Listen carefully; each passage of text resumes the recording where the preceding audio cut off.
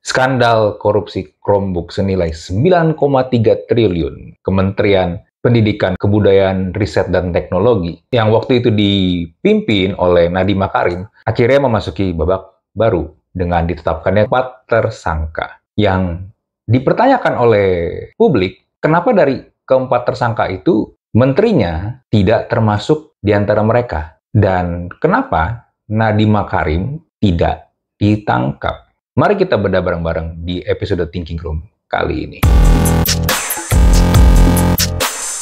Halo semua, thank you yang sudah nonton dan subscribe channel YouTube gua. Dan sekarang gua membuka membership. Jadi buat lu yang pengen join jadi member di channel YouTube gua, lu bisa tekan tombol join dan pilih lu mau masuk tier yang mana. Gua ada 3 macam tier. Tier yang pertama adalah rookie, tier yang kedua adalah starter, dan tier yang ketiga adalah superstar. Nah, lu bisa pilih lu lebih cocok yang mana dan juga sesuai dengan budget lu, dan setiap tier ada benefitnya masing-masing. Oke, thank you, dan jangan lupa daftar. Gue melihat banyak banget informasi dan berita yang masuk, baik berita dari media resmi maupun juga simpang siur. Jadi, too much noise menurut gue. Sehingga banyak yang bingung, sebenarnya kasus ini bagaimana sih awal mulanya?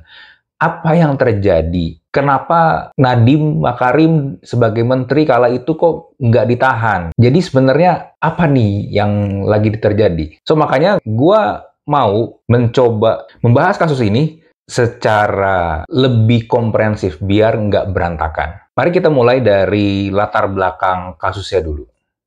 Ini gue ambil dari berbagai sumber yang gue dapatkan. Gue banyak banget menerima informasi, tapi setelah gue coba pilah-pilah hingga gue rekam video ini, yang belum bisa atau belum tervalidasi, gue nggak akan menyampaikannya secara eksplisit. Oke? Itu dulu ya, buat konteksnya aja nih. Karena kalau nggak, bisa-bisa cuma asal ngomong doang, jadinya asal nuduh dan tendensius. Mari kita ke latar belakang kasusnya dulu. Jadi kasus ini bermula dari program digitalisasi sekolah yang dijalankan oleh Kemendikbudristek. Kalau sekarang nama kementeriannya udah berubah tuh, tapi zaman Nadiem Makarim namanya Kemendikbudristek.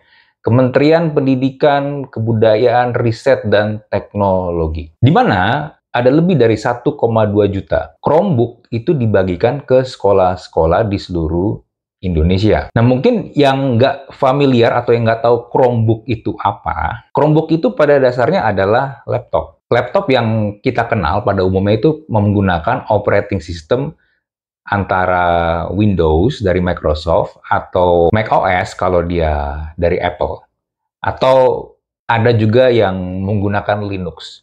Nah, Chromebook ini menggunakan Chrome OS. Dari mana Chrome OS ini? Dari Google. Nah, bedanya dengan laptop yang biasa adalah laptop ini memang dibuat untuk penggunaan online yang basisnya itu pakai cloud. Which is kalau kita ada menyimpan data, itu nggak bisa disimpan di laptopnya tuh. Kalau laptop pada umumnya kan bisa, kita tuh punya hard disk. Nah, ini nggak. Jadi memang secara fungsi dan secara spek memang lebih sederhana dibandingkan laptop-laptop pada umumnya. Dan secara performa, lu di situ bisa browsing, menggunakan Google Docs kalau mau ngetik-ngetik itu bisa. Tapi sekali lagi ini butuh internet, which is lu harus online. Dan bedanya lagi dengan laptop yang biasa, lu nggak bisa install aplikasi-aplikasi lain. Contoh, misalnya lu pengen install Adobe, lu pengen install misalnya AutoCAD, atau lu mau install game di situ, nah itu nggak bisa. Nah, sehingga untuk harga biasanya lebih murah dibandingkan laptop yang bukan Chromebook. Nah, balik lagi, proyek pengadaan Chromebook ini melibatkan dana sekitar 9,3 triliun rupiah lewat mekanisme e-katalog dan SIP lah. Ya, tulisannya sih gitu ya, SIP lah, SIP lah, singkatannya tuh Sistem Informasi Pengadaan Sekolah. Singkatnya SIP lah. Ya, emang demen banget sih, nyingkat-nyingkat. Nah, proyek pengadaan Chromebook ini akhirnya menjadi ladang korupsi. Yang dimana pada Juli 2025, sekitar 2 hari yang lalu dari gue ngerekam video ini, Kejaksaan Agung akhirnya menetapkan 4 tersangka dalam kasus pengadaan Chromebook ini. Siapa aja 4 orang tersebut? Pertama, Sri Wahyuningsi. Dia ini adalah mantan direktur Sekolah Dasar untuk Kemendikbudristek. Lalu yang kedua, Mulyatsya selaku direktur SMP Kemendikbudristek. Oh ya, gue lupa. Ini mereka udah nggak menjabat lagi ya.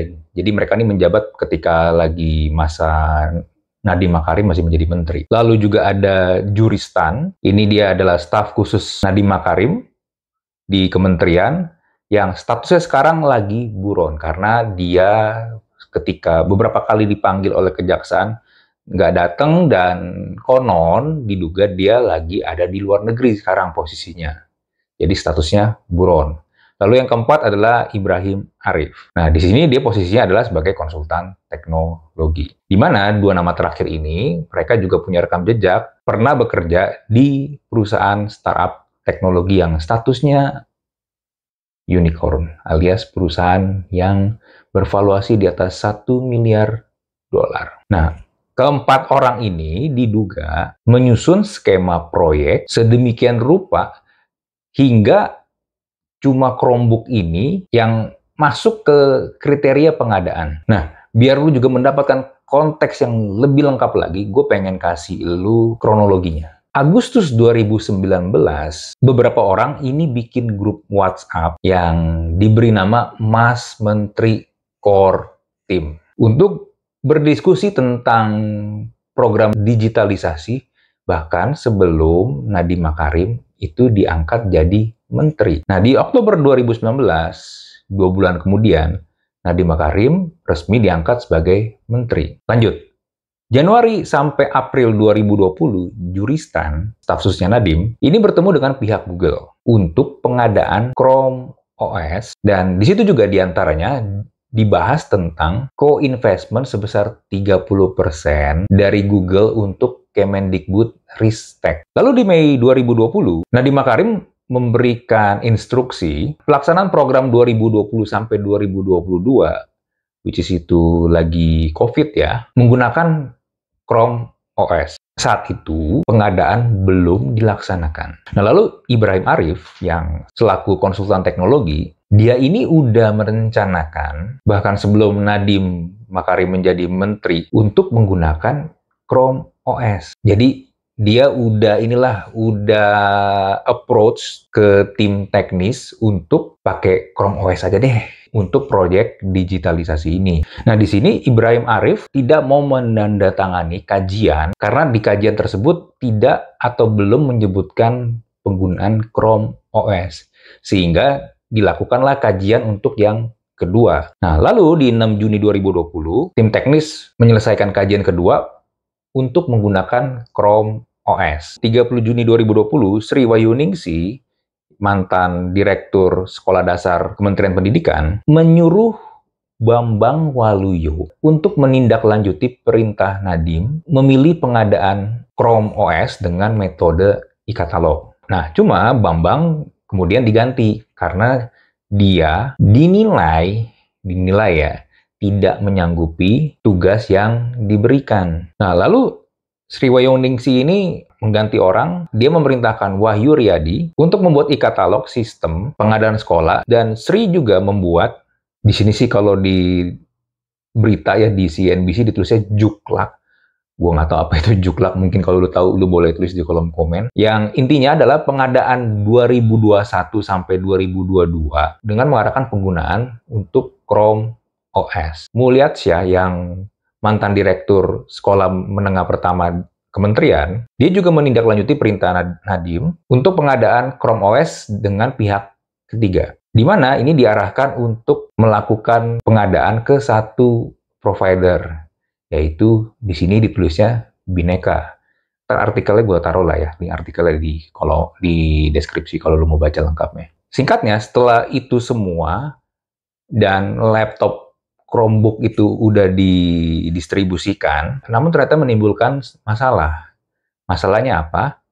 karena banyak guru dan murid dilaporkan mengalami kesulitan dalam menggunakan Chromebook tersebut. Nah, tadi kan yang kronologi tadi yang gue baca berdasarkan sumber artikel dari CNBC, di situ kan disebutkan kalau Nadiem yang memerintahkan untuk menggunakan Chromebook dalam proyek digitalisasi ini. Nah, arahan ini diduga terjadi dalam sebuah Zoom meeting yang dipimpin langsung oleh Nadiem. Hasil Zoom inilah yang diduga menjadi dasar untuk 4 orang tersangka tersebut membuat dokumen teknis dan petunjuk pelaksanaan, baik itu tersurat dan tersirat, yang intinya hanya Chromebook lah yang bisa lolos spesifikasi dari pengadaan barang tersebut.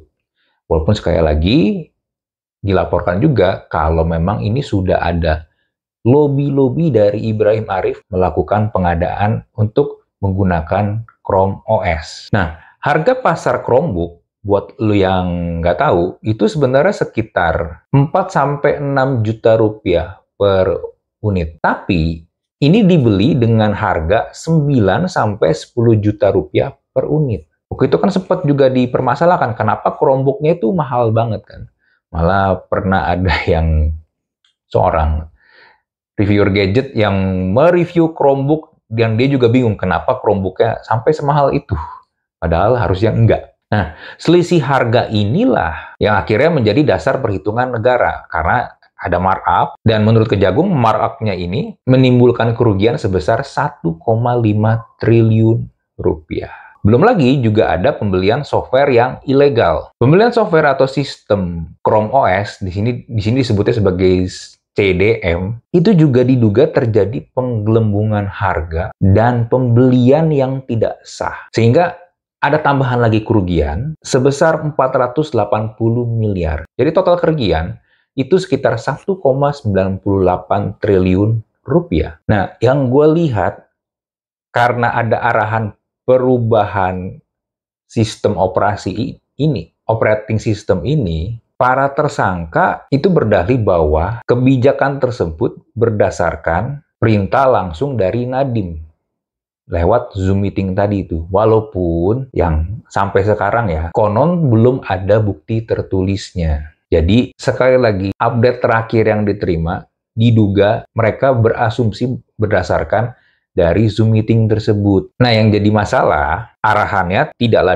dituangkan dalam bentuk kebijakan resmi, tapi dijadikan keputusan dasar teknis untuk melakukan eksekusi. Udah gitu, spesifikasi pengadaan yang terlalu mengarah ke satu vendor, ya itu akan membuat celah peluang untuk markup harga. Nah, pertanyaan publik yang gue yakin juga pertanyaan elu, kenapa Nadiem di sini nggak dijadikan tersangka juga? Memangnya Nadiem nggak tahu tentang hal ini semua?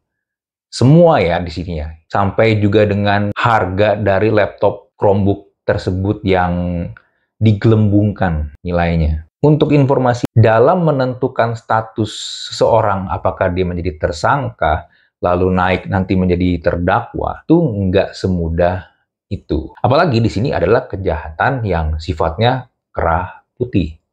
Bukan kejahatan pidana yang kategorinya tuh fisik seperti misalnya pembunuhan, pemukulan, pencurian, perampokan. Jadi memang lebih tricky dibandingkan yang sifatnya pidana seperti tadi. Jadi secara hukum belum ada bukti langsungnya. Belum ada bukti yang kuat atau mungkin juga bukti tertulis atau transaksi yang mengaitkan kalau memang Nadiem secara langsung juga memerintahkan markup harga atau meminta aliran dana untuk dirinya sendiri. Lalu Zoom meeting tersebut yang ia pimpin itu dianggap sebagai arahan kebijakan umum, bukan instruksi untuk melakukan korupsi. Sampai di sini ya, pahami dulu nih konteksnya nih.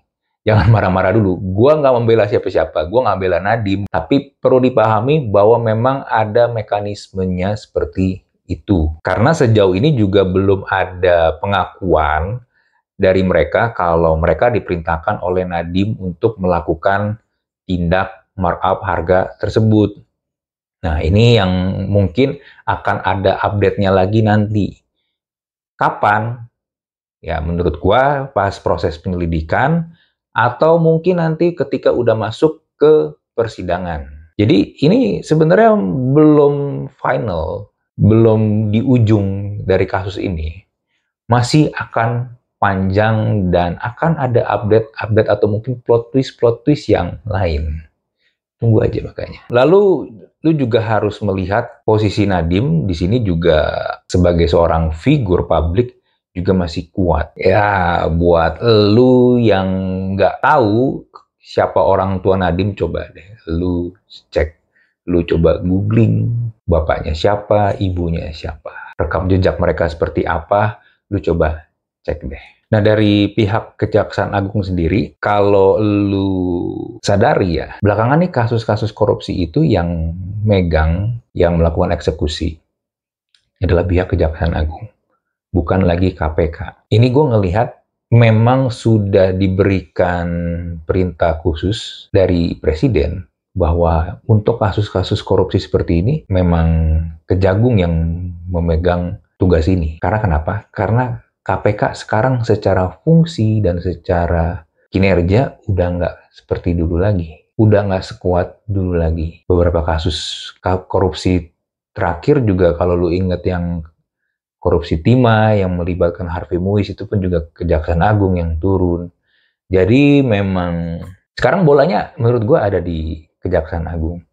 Sampai sejauh mana mereka bisa dan mau untuk menyusuri kasus korupsi Chromebook ini. Lalu apakah mereka juga bisa menangkap juristan yang sekarang sedang berada di luar negeri, statusnya masih buron. Lalu juga ada, gue nggak bisa menyampaikan secara terang-terangan untuk hal ini, tapi gue spill dikit deh. Buat yang ngikutin berita ini kan juga tahu ya, bekas kantornya Nadiem dulu, perusahaan Nadiem dulu, juga sempat digeledah. Karena ada kecurigaan kalau ini ditarik garis yang lebih jauh lagi ke akarnya, proyek Chromebook hanya yang muncul di permukaan doang.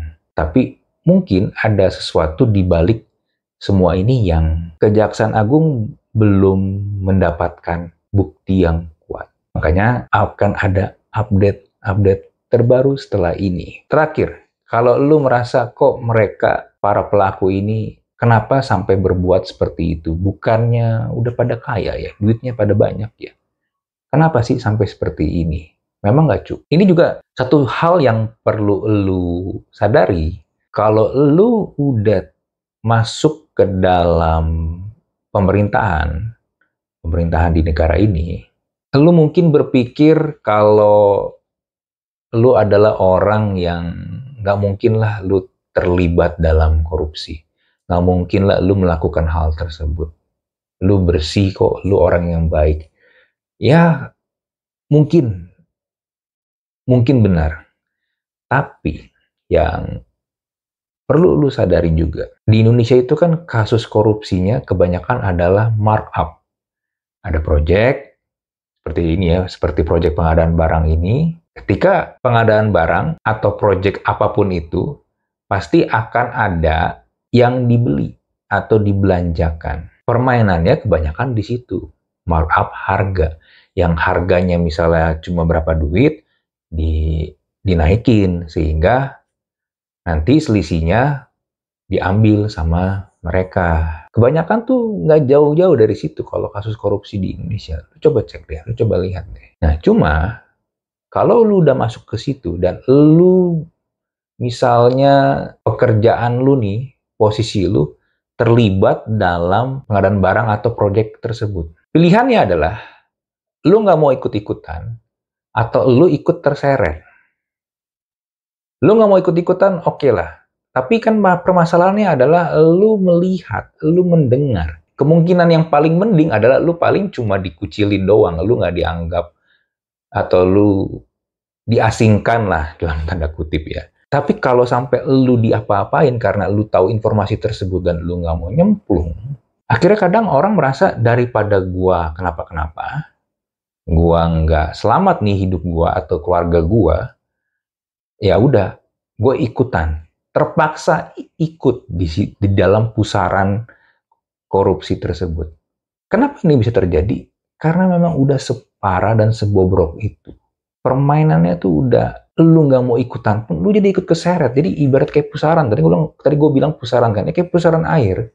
Kan dia muter nih, dia nyedot ya. Lu di pinggir nih, lu nggak mau ikutan, tapi seberapa kuat lu untuk menahan, seberapa besar resistensi lu untuk tidak terseret ke dalam.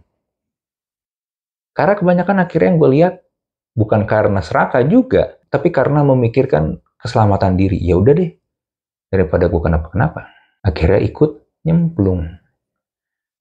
Dan yang gue sayangkan sebenarnya adalah dari 4 tersangka yang sekarang ini, 2 orang itu adalah bisa dibilang 2 tokoh, 2 orang yang punya kontribusi di dunia startup teknologi Indonesia. Anak muda gitu loh, membawa perubahan. Tapi ternyata, ya, ketika lu udah masuk ke sebuah sistem, ya, ke sebuah sistem yang memang bobrok, sulit. Makanya kalau ada yang bilang, mencoba mengubah dari dalam, seberapa kuat sih lu mengubah dari dalam? Power lu seberapa banyak? Dan secara jumlah lu juga berapa banyak? Kadang-kadang akhirnya lu kalah juga, karena lu kalah kanan kiri atas bawah. Oke, itu ya dari gue. Nanti kalau misalnya ada update lagi, gue akan bikin video yang baru untuk mengupdate kalian tentang situasi ini. Karena gue yakin akan ada update lagi sih. Tunggu aja. Dan jangan lupa juga kalau lu punya pendapat, lu punya opini, atau lu mau bertanya, silakan bisa langsung tulis di kolom komen. Kita jumpa lagi di Thinking Room episode berikutnya. Bye.